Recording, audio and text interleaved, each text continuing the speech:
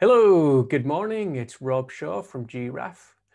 It's the second week of January, and today I'm going to continue with my little piece on business principles and key lessons to learn in business. And this is all after talking about the agricultural project failures in South America and Africa in the end of 2020. So let me fire up my PowerPoint and we'll get going.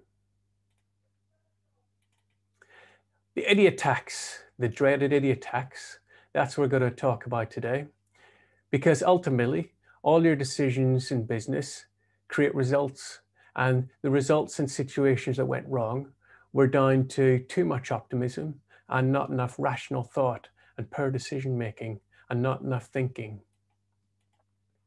Success in business, it's not supposed to be easy. Anyone finds it easy is stupid. That's a quotation from Charlie Munger, the famous business partner of Warren Buffett. And both Charlie and Warren are famous for the amount of time they spend reading and thinking and discussing what they're going to invest in. And it's why they've been so successful. It's not a case of they've always made good decisions. It's usually because they've managed to avoid the bad decisions.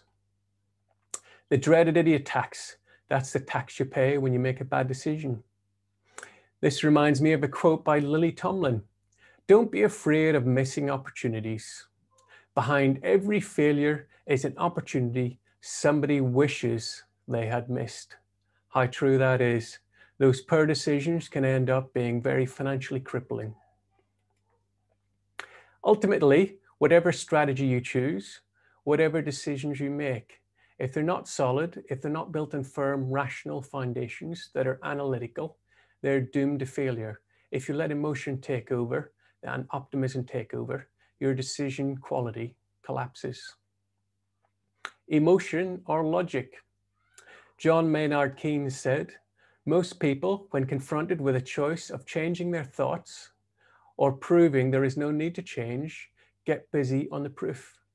And this is the confirmation bias.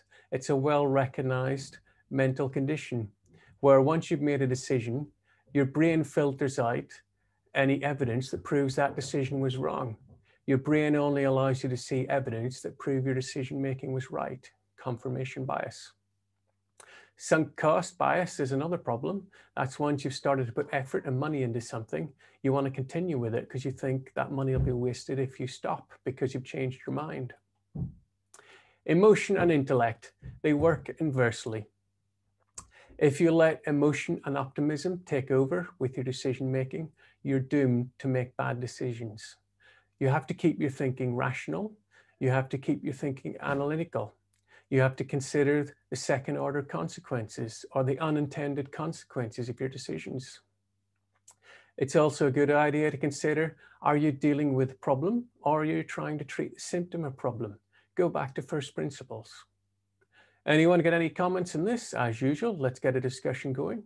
Or if you wish, send me a private message. Thanks for now, and we'll catch up next week.